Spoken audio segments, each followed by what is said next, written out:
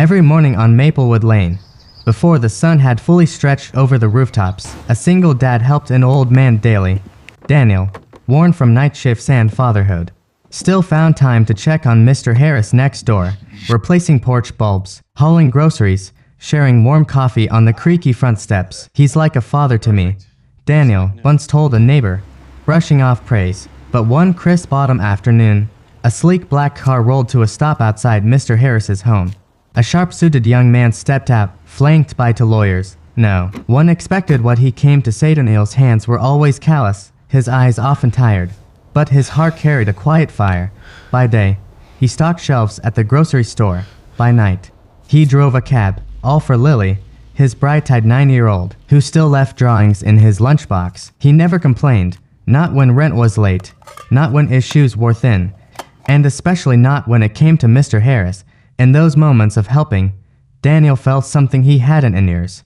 Featherhead Street stretched beneath ancient oaks, their shadows draping cracked sidewalks and weathered porches with slow, gentle breaths. Mr. Harris's house, chipped but charming, held dusty photos of a life lived mostly in silence. Yet whenever Daniel stepped inside, warmth threaded through the quiet, softening its long loneliness.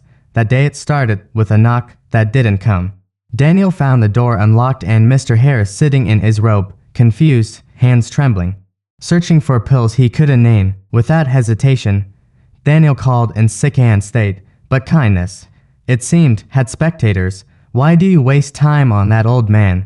a neighbor muttered. Whispers spread. Daniel was too involved, too present, when a glossy black car rolled in. Days later, it confirmed their doubts. A young man stepped out, polished and distant, lawyers trailing like shadows. "We believe you're manipulating my grandfather," he said flatly. "This looks like inheritance fraud." Daniel blinked, his heart dropping, unsure what world he just stepped into. Rain tapped gently on the windshield as Daniel sat motionless in his parked car, head bowed into trembling hands. "Was I wrong to care?" he whispered to the silence. At home, Lily had left a crayon drawing on his pillow, stick figures labeled Daddy and Grandpa Harris, capes flying behind them. He clutched it, tears slipping quietly. But outside, the world shifted, neighbors turned cold, and Daniel stopped knocking on that old door. A week passed in silence until Daniel received the message. A meeting, called by the grandson, the same one who'd humiliated him. Against his instincts, Daniel showed up, shoulders heavy, expecting accusations. The room was tense, neighbors whispering.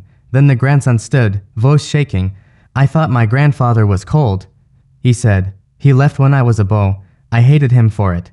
He paused, pulling out a stack of worn notebooks. "But I read these. Every entry everyone talked about Daniel, about how someone finally saw him, helped him, cared." His eyes welled. "I was wrong. If you believe in second chances, keep watching." The lawyers placed a single envelope on the table. Inside was not a check or a deed, but a letter, handwritten in Mr. Harris's careful script. He had changed his will, not to leave behind riches, but something more sacred. Daniel was named as the guardian of Mr. Harris's life stories, the journals, recordings, and memories meant to outlive them both. The room fell silent. Then the grandson turned, voice raw. "I was wrong about you," he said. "You weren't just a neighbor. You were the only family he had." Daniel said nothing, but his eyes glistened with steady hands. The grandson offered Daniel an old wooden box, its corners worn smooth by time. Inside lay tapes, letters, and a single photo. Mr. Harris between Daniel and Lily, all smiles, scrawled beneath in faded ink, "My son and heart." Daniel pressed it to his chest, breath catching. Without a word, the grandson knelt and gently hugged Lily. In that quiet moment, judgment gave way to grace, and the weight of the past began, slowly, to lift each night. Daniel read Mr. Harris's stories aloud. Lily nestled beside him, eyes wide with wonder. Outside, neighbors began to wave again, softer now, warmer. The porch next door sat quiet, but no longer felt alone. Love had taken root. Would you have helped like Daniel did?